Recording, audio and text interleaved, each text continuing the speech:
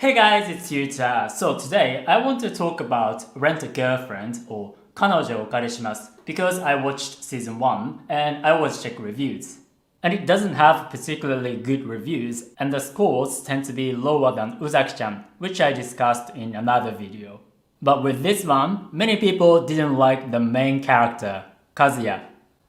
I enjoyed the story, but isn't the main character just too much of a loser? And he's so creepy. How much does Chizuru have to lie for him? In any case, the main character of this anime is such a loser and good for nothing, and he ignores his own failings while lecturing everybody. And he totally seems like an asshole. But I began to think whether I could enjoy this would all depend on whether I could accept these things about him. And that might change the situation. I have no complaints about the heroine though. And I didn't like him either. With other anime, even if the main character isn't a cool guy, there's usually something interesting about him or something redeeming about him. But I didn't see that with Kazuya. And I don't think he's popular with the English-speaking audience either. But I noticed something interesting about reviews in Japanese, which is many people don't seem to approve of the idea of a rent-a-girlfriend in the first place. With both readers and fans shitting all over the main character one-sidedly while excessively praising the heroine, but the idea of the main character who gets tempted so easily into paying for a rent-a-girlfriend, pretty much a sex industry worker, or seeing the heroine squeezing money from him is like watching a sex worker or a low-life money lender doing their dirty work. And it makes me sick.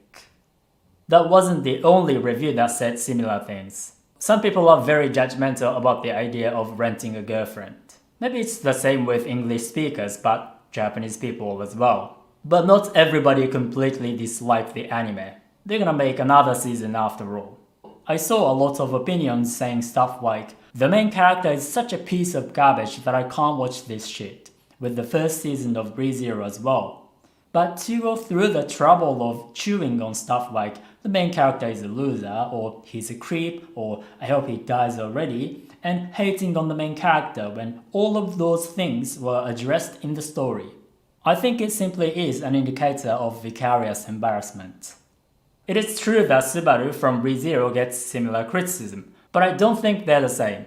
Even though Subaru makes bad decisions and say cringy things, he doesn't have bad intentions. And he's under tremendous stress. You can tell that he's genuinely trying to do what he thinks is the best thing to do. But Kazuya is different. He does morally questionable things even though he knows that they are bad things to do.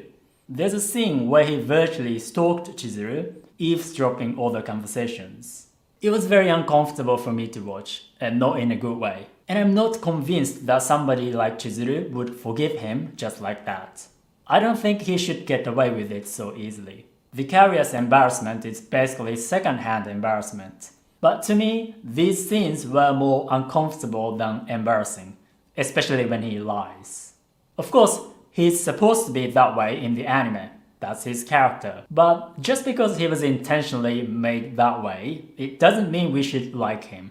And one of my problems is that his questionable actions often go unpunished.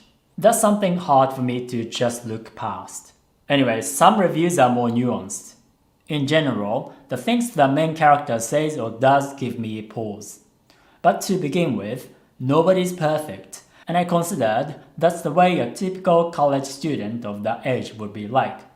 But then again, I see enough of that in real life, so I think I'd like my fictional characters to be a little bit better as people. Is that too much to ask? But anyway, I guess this is the type of romantic comedy that makes sense because the characters aren't perfect. Well, these are my 2 cents. Under these circumstances, I can say that I think that the drawings are beautiful. In close-ups, I could see that the level of details in the eyelashes of the female characters was very high. And each character's charm and appeal were clearly depicted and differentiated from each other. So on those points, I can say that I was extremely satisfied. I also expect a little more from our main character. He can be not perfect, but I need something more from him. But maybe it's probably because I didn't find him relatable at all. In fact, I couldn't relate to any of the characters, regardless of their gender. But some people do find Kazuya relatable. Very realistic, very lifelike. I'm talking about the thought process of the main character, Kazuya Kinoshita, as a virgin. It's been quite a while since I've been so captivated by such thoughts while watching anime. Especially episode 1. I wonder how many people could relate to Kazuya's feelings. I'm one of those people. And I'm definitely not one of those people. I'm actually curious. Let me know in the comment section if you relate to Kazuya. And since I've been talking about so many negative things about this anime, you might be wondering why I watched it. It was actually because of the voice actors that I started watching this anime. My favorite voice actors from my favorite anime, so why not watch it? Initially, I thought the anime was quite crappy, but it took them a very long time to show all the girls, so I kept watching, and the show got better. I think introducing Ruka was a good thing because it added more complexity to the story, and it created a common situation when you like somebody who doesn't like you back and there's another person who likes you. But the story still has a lot of problems. And one of the problems is that the story isn't very believable. Why can't people just enjoy the story for what it is? I find that confusing. To begin with, you should just enjoy a fictional story and just roll with it in terms of stuff that makes you think there's no way this could happen, or people like this don't exist in real life. It's totally normal for things to be depicted in an over-the-top way in fiction. I think this review misses an important point. It is true that a fictional story doesn't have to be realistic in the sense that it can exist in real life. Magic isn't real. Elves aren't real. It's fine as long as it's believable within the context of the story. If the story is well written, these unrealistic things can be believable. The things I couldn't buy into. He just happens to rent this particular girlfriend, and both of their grandparents just happen to be hospitalized in the same hospital. They both just happened to live in the same apartment building next door to each other, and coincidentally attend the same college. And that's the thing. These coincidences aren't very believable in the context of the story. They just seem to conveniently happen solely for the sake of the story. わけがわからないよ. But maybe I was too negatively biased. So I'd like to share a more positive review. This website was filled with overwhelmingly bad reviews, low scores, and comments that the characters are losers and unpleasant. So I was curious and decided to take a look. But this anime turned out to be fun. The construction of the characters was excellent, and the direction was enjoyable. The acting was good too. It worked well as a comedy, so none of the characters' words or actions offended me. To each his own though. In any case, overall, I thought it was a high-quality, well-put-together anime, and very good. So if you liked this anime, don't worry, many other people did.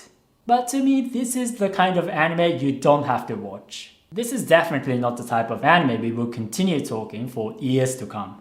But if you watch it in Japanese without subtitles or Japanese caption, at least you can learn some Japanese. But if you don't know Japanese yet, I can teach you the kind of Japanese that real-life Japanese people today actually speak, which will help you understand anime. So click the link and subscribe to my email group, Japanese with Yuta. Alright, see you guys soon. Ciao, ciao!